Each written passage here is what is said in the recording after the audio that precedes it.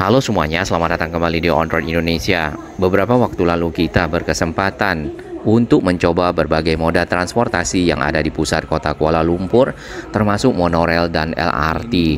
Kali ini kita akan mencoba MRT Laluan Putrajaya ataupun jurusan Putrajaya pusat kota Kuala Lumpur yang sudah menggunakan sistem otomasi untuk operasional di level 4 ataupun Grade of Automation level 4.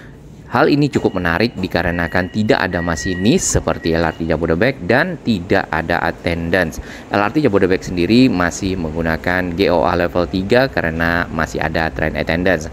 Kemudian di depan sana kita bisa melihat adanya terowongan. Terowongan ini dipakai sebagai jalur kereta dari satu arah. Untuk arah lainnya menggunakan terowongan yang berbeda. Ukuran dari terowongan kemungkinan akan sama dengan ukuran terowongan yang pernah kita visit ya, kita kunjungi waktu di MRT fase 2A di sekitar Monas. Tentunya dengan dibangun dan diperluasnya jaringan transportasi massal, transportasi umum diharapkan para pengguna kendaraan pribadi dapat berpindah sehingga dapat mengurangi kepadatan di jalan raya dan efisiensi waktu. Tadi kita bisa lihat banyak sekali disiapkan area-area parkir di sekitar stasiun. Baik, untuk mempelajari sistem pengoperasian kereta terdapat beberapa level automation. Yang pertama adalah GOA level 1, kemudian ada GOA level 2, level 3, dan level 4. Untuk MRT Malaysia tadi yang kita naiki itu sudah di GOA level 4, di mana pergerakan kereta diatur secara otomatis, pengereman, kemudian penutupan pintu, ataupun pada saat terjadi interruption ya, atau ada kendala dan lainnya. Sedangkan untuk yang GOA level 3 kita perhatikan di sini hanya mengatur pergerakan kereta sistem pengereman secara otomatis.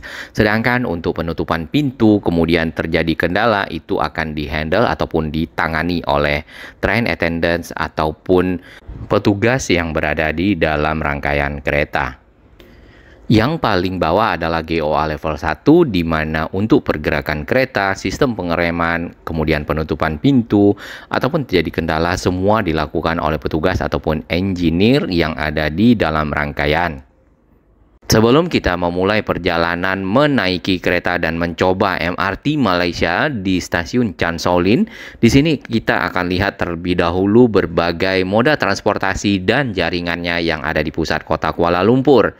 Untuk moda transportasi yang paling banyak di sini adalah LRT karena memang sudah lama beroperasi. Kemudian yang paling sedikit tentunya monorail hanya ada satu ya. Kemudian MRT sendiri itu ada dua line, yaitu yang line 9 dan line 12. Yang kita coba naiki dari stasiun Chan Solin ini adalah line 12 untuk jurusan dari Kuasa Damansara ya, pusat kota Kuala Lumpur menuju ke Putrajaya, di mana di sana terdapat pusat pemerintahan. Namun pemerintah Malaysia tetap terus mengembangkan dan memperluas jaringan-jaringan transportasi yang ada untuk mendukung mobilitas masyarakat, mengurangi dari penggunaan kendaraan pribadi, mengurangi kepadatan di pusat kota, serta efisiensi terhadap bahan bakar ya, dan tentunya mengurangi polusi secara keseluruhan. Sedangkan untuk menuju ke bandara yang ada di KLIA sebenarnya cukup jauh ya dari pusat kota Kuala Lumpur. Di sini disiapkan moda transportasi KLIA Express dan juga KLIA Transit. Jadi para penumpang dapat menggunakan kereta bandara yang bisa dinaiki di sekitar KL Sentral. Nah, kalau di Jakarta biasanya itu ada kereta bandara ya di stasiun Manggarai dan juga angkutan moda transportasi lainnya seperti bis Damri. Hanya saja untuk transportasi umum massal saat ini baru satu kereta bandara dan menggunakan jalur kereta yang sudah ada. Kemudian di beberapa titik di sini kita temukan banyak sekali area-area transit. Jadi para penumpang tidak lagi ke pusat kota ya menuju ke KL Sentral kemudian pindah moda transportasi di sana, tetapi dapat berpindah moda transportasi di titik-titik transit. Nah, hal itu juga sedang dilakukan pengembangan dari jaringan-jaringan transportasi di pusat kota Jakarta agar lebih mudah bagi penumpang mencapai tujuan tanpa harus menuju ke Manggarai misalnya. Sebelum kita lanjutkan menuju ke stasiun MRT, ini adalah stasiun LRT Ampang Line dan juga Sri Petaling Line yang ada di Chansolin dan terintegrasi dengan stasiun MRT Chansolin. Nah, di bagian bawah ini yang sangat penting sebelumnya untuk kita sampaikan adalah listrik aliran bawah yang dipergunakan sebagai pencatu daya kereta LRT ini. Ya, dan ini areanya di stasiun ini memang tidak ada platform screening door. Tentunya agak berbahaya bagi masyarakat yang mungkin secara tidak sengaja jatuh ke bawah. Fungsi lempeng-lempeng yang ada di bawah itu adalah mematikan listrik secara otomatis, sehingga pada saat ada ya eksiden ataupun kecelakaan, ada yang jatuh, maka listriknya tidak membahayakan dari masyarakat ya. Walaupun sebenarnya ada aturan ya di bagian bawah yang kita baca tidak boleh menginjak. Jadi kalau sengaja tentunya akan terkena denda, hukuman dan lainnya terkait dengan keamanan yang ada di stasiun. Tapi baiknya ke depan dapat dibuatkan platform screening door sehingga para penumpang benar-benar aman. Baik, kita akan bergerak menaiki jembatan udara yang menghubungkan stasiun LRT Dual Line yang ada di samping ini ke stasiun MRT Chansolin. Sedikit kita melihat di depan sana terdapat jalan tol yang bertingkat. Nah, jalan tol tersebut adalah jalan tol double decker ya, Plaza Tol Chansolin nih bacaannya. Di Indonesia untuk tol Harbor Road 2 juga sedang dilakukan pembangunan untuk membuat tol double decker. Nah, tol tersebut berfungsi untuk mengurangi kepadatan arus lalu lintas, terutama untuk logistik dari kawasan Peti Kemas, Tanjung Priuk untuk ke dalam kota dan juga ke lokasi-lokasi lainnya. Tampak di sini kita lihat ada yang dua tiang, dua pilar ke atas, ada yang satu pilar ya, tergantung dari kebutuhan dan disesuaikan dengan standar keamanan jalan tol. Baik, kita akan menuju ke stasiun MRT Chansolin di bagian bawah tanah ataupun underground. Kita menuruni eskalator ya, di samping eskalator terdapat juga lift dan anak tangga sebagai akses masyarakat untuk menuju ke platform. Ini adalah lantai bawah dan ini sejajar dengan stasiun LRT yang dual line ya di seberang sana.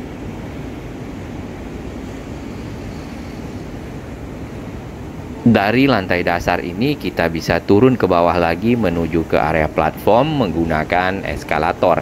Terdapat dua eskalator untuk dua arah yang berbeda dan memang cukup jauh ke bawah. Nanti kita akan lihat ada yang lebih jauh lagi dari ini dan stasiunnya bertingkat ya di bagian bawah tanah. Oke, kita masih turun lagi. Di sini ada had ketinggian, maksudnya adalah batas ketinggian 2,3 meter dikarenakan sudah sampai ke bagian plafon.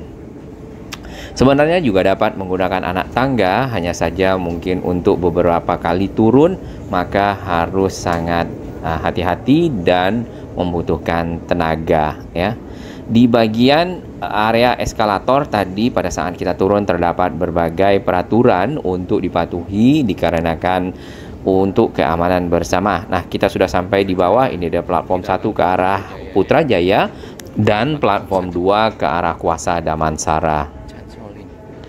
Di sini kita akan tapping ya, nanti akan validasi akses dan disiapkan peta. Kita berada di Chansolin.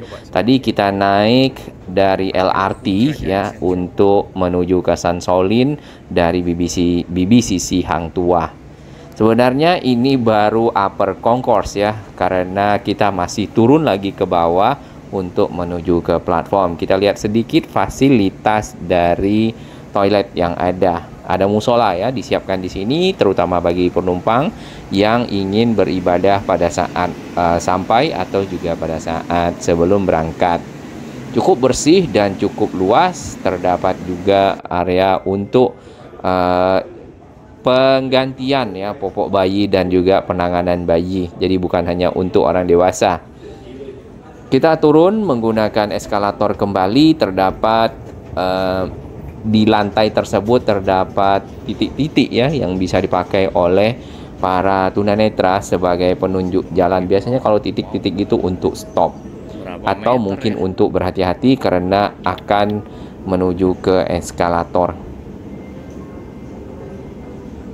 Ternyata turun lagi ke bawah. Kalau kita perhatikan dari awal, kemungkinan tinggi ataupun kedalaman dari lantai di atas sampai ke lantai paling bawah. Di sini kita sudah ketemu dengan peronnya. Platform 1 menuju ke Putrajaya dan platform 2 di kiri ke arah Kuasa Damansara mungkin sekitar 40 meter lebih ya dari bawah, dari permukaan tanah. Yang kita perhatikan di Jakarta nanti mungkin ya yang seperti ini, yang sampai ke bawah lagi itu adalah lintas perlayanan MRT fase 3 timur ke arah barat yang berada di bawah lintas pelayanan MRT fase 2A dari Bundaran HI ke arah Monas ataupun ke arah Harmoni Kota. Untuk memudahkan pengguna, di sini disiapkan informasi tentang rute. Untuk Putrajaya ada rute yang sudah dilewati, itu adalah yang abu-abu. Sedangkan untuk yang berwarna ini adalah rute yang akan dilalui. Yang ke kiri itu ke Kuasa Damansara, kemudian yang ke kanan adalah ke arah Putrajaya. Untuk area peron sama dengan di Jakarta juga dan beberapa lokasi lainnya yang pernah kita naiki MRT, di sini full ditutup dengan kaca ataupun screening door-nya ya, yang otomatis akan kebuka pada saat kereta datang. Untuk heading time ataupun waktu tunggu kereta, bila kita perhatikan ya jadwal yang ada di sana, jarak antar kereta adalah 9 menit. Nampaknya ini adalah waktu standar pada saat jam tidak sibuk. Mungkin di waktu jam sibuk akan lebih dekat ya. Seperti yang juga kita lihat di Jakarta untuk beberapa moda transportasi. Bahkan ada yang sampai 4 menit. Hari ini adalah hari kerja di Kuala Lumpur. Namun karena waktunya siang hari, jadi tidak begitu ramai. Nanti akan ramai di malam hari ataupun di pagi hari. Kita lihat ke bawah. Di bagian depan sana di dinding ada semacam plat ya ataupun besi memanjang. Itu adalah rel ketiga yang dipergunakan si rangkaian kereta ini untuk bergerak dengan cara mencatu daya. Baik, pintu kereta sudah tertutup. Ya, ini yang ke arah Kuasa Damansara. Karena tujuan kita adalah ke Putrajaya, kita akan naik kereta yang di sisi satunya. Kacanya cukup bening, jadi kita bisa melihat dinding dari peron. Kemudian tadi ada rel ketiga ya, sistem catu daya.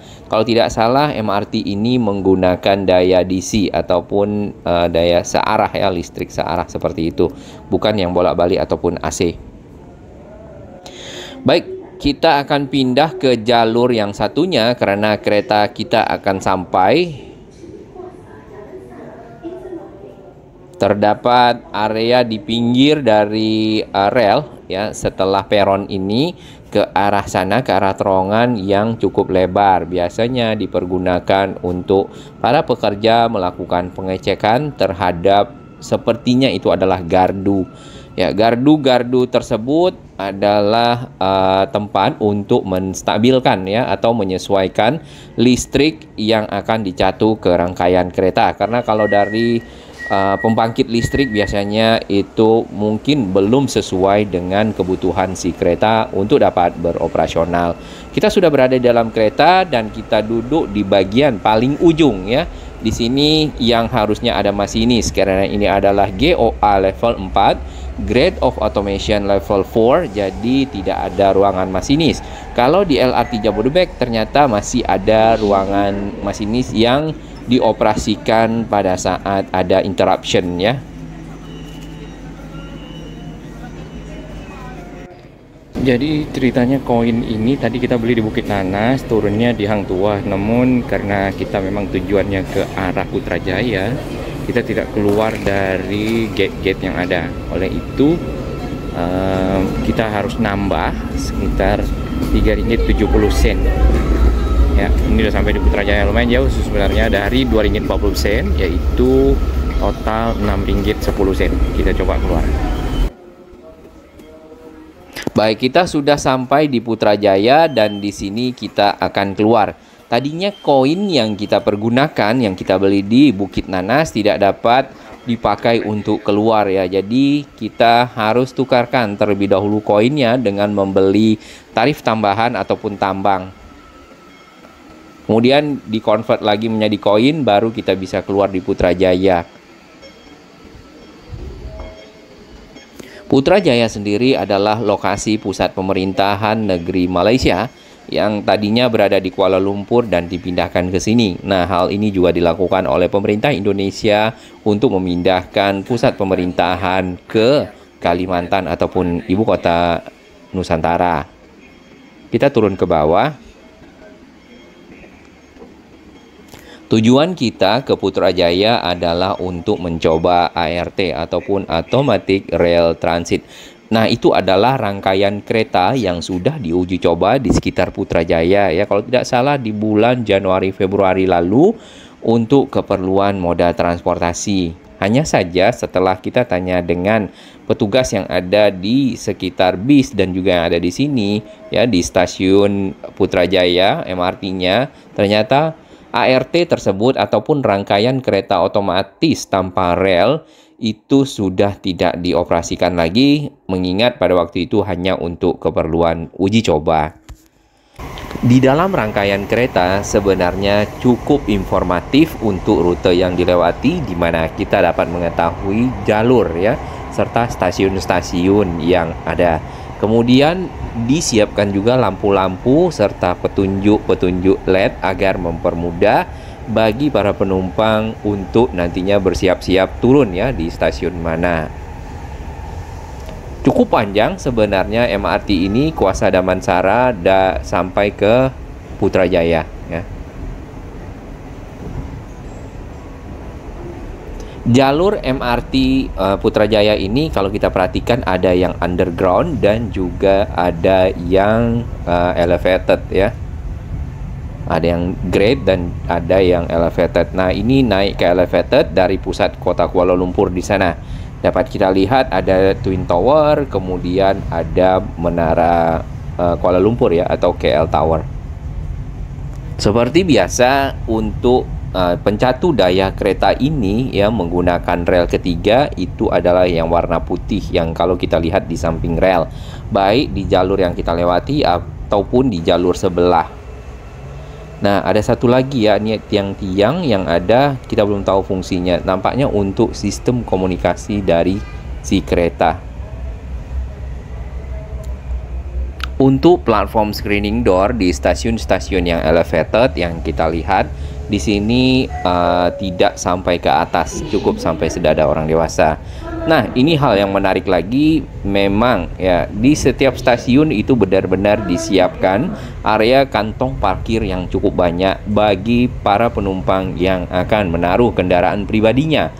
Kemudian naik transportasi umum, transportasi massal menuju ke pusat kota Kuala Lumpur.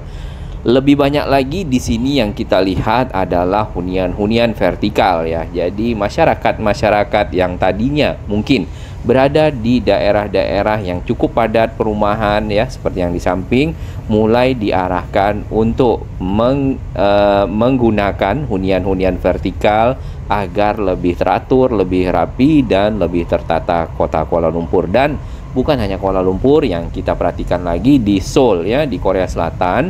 Pada waktu kita berkunjung ke sana juga banyak sekali hunian-hunian vertikal, dan memang itu dilakukan oleh banyak kota di berbagai negara untuk menata kawasan-kawasan yang cukup padat di kota tersebut pada saat sebelum-sebelumnya memang perancangan kota tidak diperuntukkan sebagai pusat perniagaan, penataan kota yang baik dan lainnya.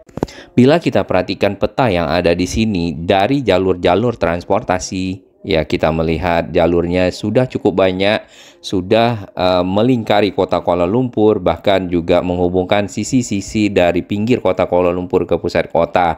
Kemudian ada titik-titik pertemuan dari berbagai moda transportasi. Salah satunya yang jelas adalah KL Sentral ya, karena di sana bertemunya berbagai moda transportasi. Tapi kita lihat tadi di Mid Valley juga ada yang banyak ya di situ dari jalur-jalurnya.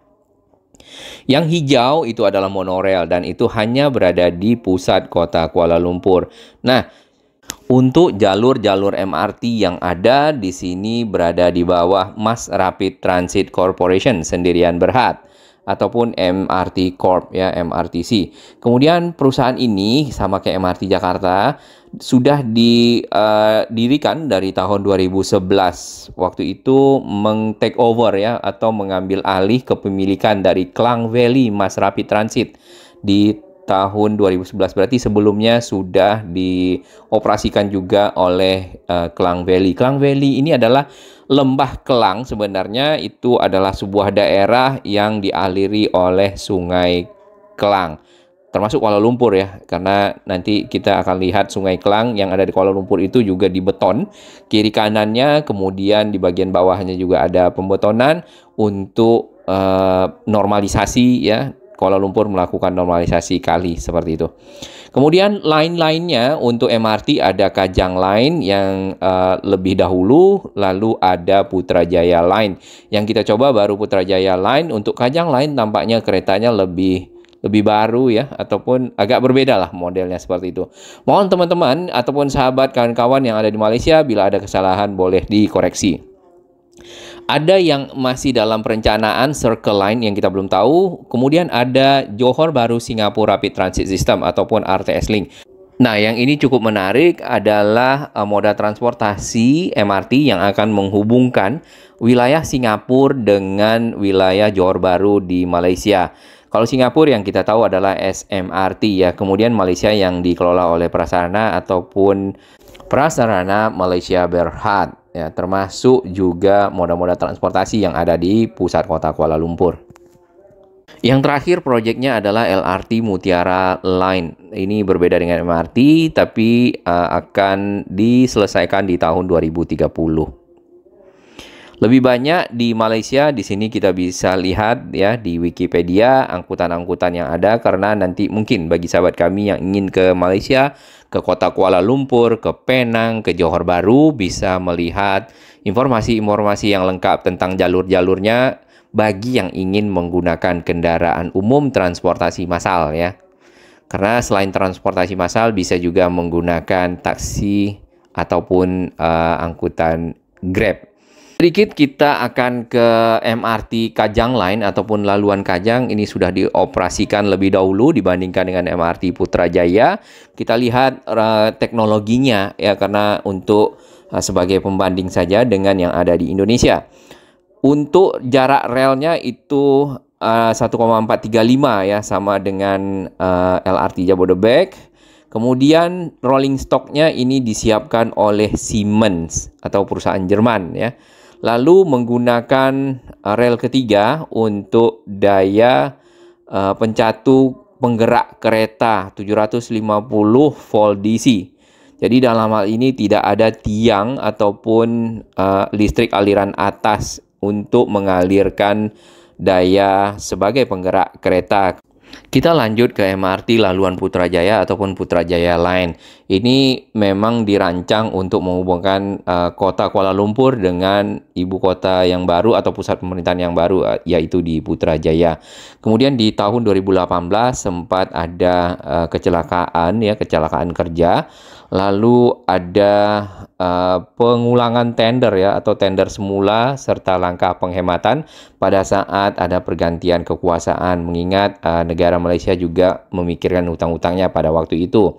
Terdapat dua fase pada saat mengoperasikan dan membangun dari MRT jurusan Putrajaya ini. Fase 1 sendiri itu sudah selesai dan dioperasikan pada Juni 2022, kurang dari setahun berikutnya di 16 Maret ya dioperasikan fase 2 sampai ke pusat Putrajaya. Nah, sistem pengaliran ataupun sistem operasi ini tadi GOA level 4, semuanya full otomatis tanpa pemandu. Rolling stocknya menggunakan Hyundai Rotem ya, ini yang dari Korea Selatan. Kemudian untuk jarak antar rel itu 1,435, ini standar lah ya. Sedangkan untuk pencatu daya adalah 750 volt DC menggunakan rel ketiga. Nah, rel ketiga tadi yang kita sudah lihat di mana terdapat rel tambahan yang berupa material mirip besi. Mungkin bukan besi, tentunya material yang dapat mengalirkan daya lebih efisien, lebih cepat, dan tentunya stabil. Kita kembali ke dalam rangkaian kereta MRT Laluan Putrajaya ataupun Putrajaya Line. Ini rangkaian keretanya yang tadi dibuat oleh perusahaan Hyundai Rotem, adalah perusahaan yang sama yang membuat LRT Jakarta di Pegangsaan 2 sampai ke arah Velodrome. Model dari rangkaiannya kurang lebih seperti ini. Di bagian bawah kita dapat lihat ini tadi kantong-kantong parkir untuk masyarakat menaruh kendaraannya, kemudian menaiki moda transportasi. Ini cukup banyak ternyata kita perhatikan, baik yang ada di sini atau juga yang ada di pusat kota Kuala Lumpur. Sambungan dari gerbong-gerbong, kalau di Malaysia namanya gerabak ya, adalah seperti ini ya. Mungkin di bawahnya mirip akordion. Di tengah ini seperti bulat saja. Di siang hari ini cukup banyak penumpang untuk laluan Putrajaya. Nah, kalau kita lihat pada saat kereta berbelok ke arah kiri kita, ini akan berubah ya ukuran dari lantai yang ada di bawah ini nih, lantai yang bagian tengah, titik sambungannya ya. Baik, kita sudah sampai dan kita akan turun di Putrajaya. Di sini ada coach ataupun gerbong khusus wanita sama dengan yang ada di Indonesia, hanya saja coach yang untuk wanita ini ataupun gerbong bagi penumpang wanita di bagian tengah, sedangkan untuk gerbong umum laki-laki ataupun campur ada di ujung dari rangkaian kereta. Sama dengan stasiun lainnya yang kita perhatikan, platform screening door memang tidak dibuat lebih tinggi. Kemudian ada pagar lagi untuk para petugas. Model dari ujung keretanya ya, kalau kita perhatikan agak mirip sedikit ya, moncongnya dengan model kereta cepat yang ada Mekah Madinah. Tapi itu buatan dari Talgo, itu Spanyol kalau tidak salah. Tadi keretanya langsung ke arah kanan ya, ke arah kanan itu melakukan manuver. Ini karena Putrajaya, nanti keretanya akan kembali ke sini untuk menuju ke Kuasa Damansara. Coba kita perhatikan lagi untuk jalur kereta MRT yang ada di sini. Ke kiri itu adalah jalur kita melaju, sedang ke kanan itu ke arah sebaliknya. Berbeda dengan kereta Indonesia, jalur yang kita melaju itu ada di kanan.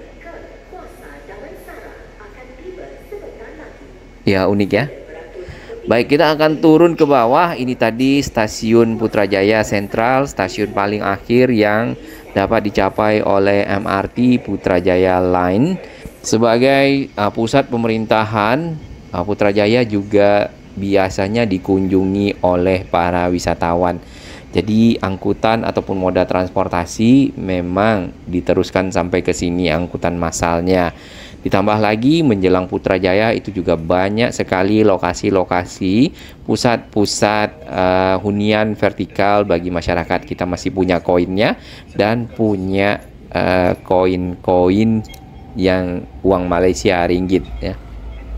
Koin ini tidak dapat kita pergunakan di gate sana dikarenakan koin kita beli di Bukit Nanas ya tadinya, kemudian kita pindah ke LRT, kemudian kita pindah ke MRT, tentunya tarifnya harusnya berbeda ya. Jadinya kita tukarkan kembali si koinnya dengan membayar sesuai dengan tambang ataupun tarif agar bisa keluar di stasiun ini nih. Ini ya, jadi tidak bisa dipakai koinnya. Hal ini karena di titik pertemuan antara monorail ya di BBCC Hang Tuah, kita bisa langsung menuju ke area peron LRT, yaitu Ampang Line ataupun juga Sri Petaling Line. Jadi di sana harusnya mungkin ada gate ya untuk tapping kembali, tapi kita belum tahu rencana seperti itu. Di Putrajaya sendiri di sini untuk berputar-putar disediakan bis ya. Masih di bawah Rapid KL, ada tulisan jom naik MRT, ini artinya adalah mari naik MRT. Baik, karena tadi ART-nya tidak ada, tidak dioperasikan lagi di Putrajaya, jadi kita kembali ke pusat kota Kuala Lumpur naik MRT. Tarifnya di 6 ringgit ya kalau kita lihat tadi, atau sekitar 18, mungkin sampai dengan 20 ribuan rupiah. Seperti biasa di stasiun-stasiun MRT ada area-area komersial yang menjual makanan dan minuman. Namun karena kita mengejar waktu, kita akan langsung saja naik MRT-nya. Baik, kita sudah sampai di stasiun MRT Bukit Bintang.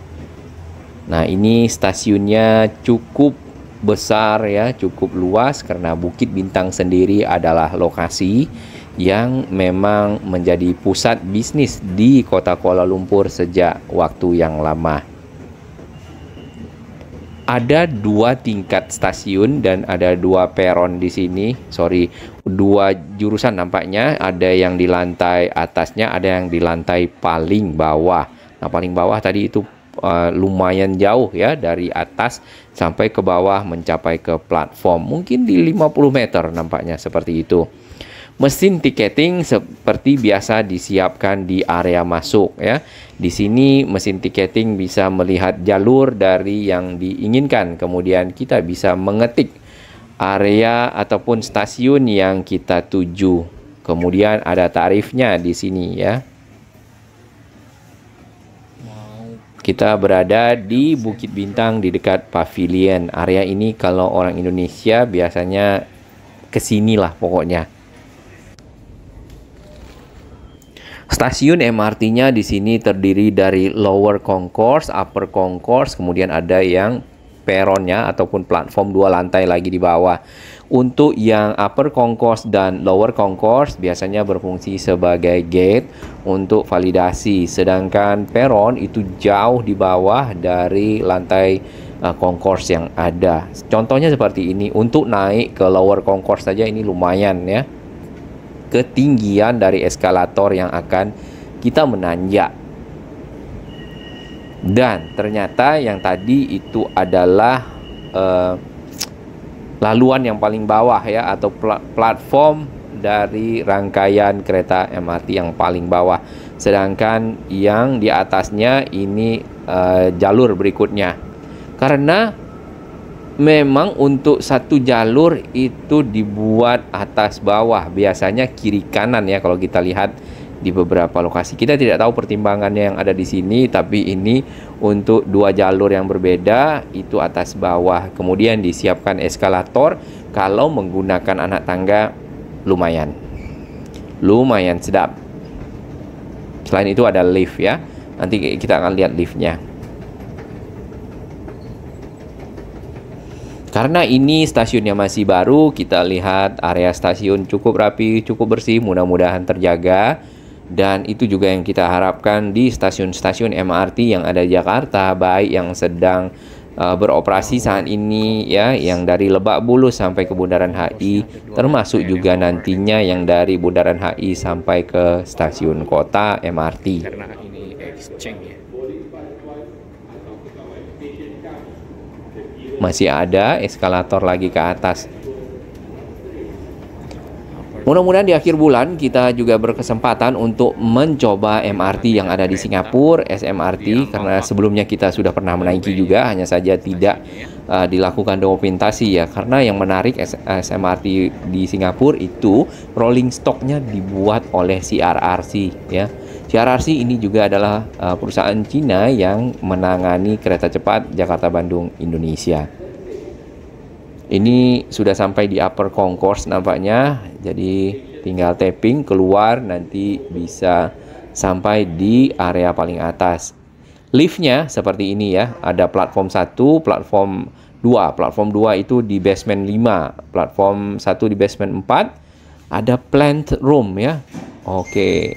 Kemudian ada lower concourse dan upper concourse. Dari sini kita bisa melihat ya, Malaysia memang saat ini telah lebih banyak moda-moda transportasinya, telah lebih luas ya, khususnya untuk kota Kuala Lumpur yang kita coba. Tentunya Indonesia terus membangun moda transportasinya menjadi lebih baik, terutama di kota Jakarta ya, walaupun kita dengar juga dari sahabat-sahabat orang Indonesia ingin sampai ke Surabaya ya, Surabaya sendiri yang kita ketahui akan ada pembangunan transportasi massalnya. Kemudian Bandung. Nah, Bandung kalau kita lihat juga memang cukup padat ya, terutama pada saat jam kerja dan juga seterusnya, karena Bandung sudah menjadi kota yang lumayan ramai. Kita akan berlanjut ke video berikutnya, pembahasan tentang stasiun sentral, KL Sentral, dan perbandingan dengan stasiun Manggarai.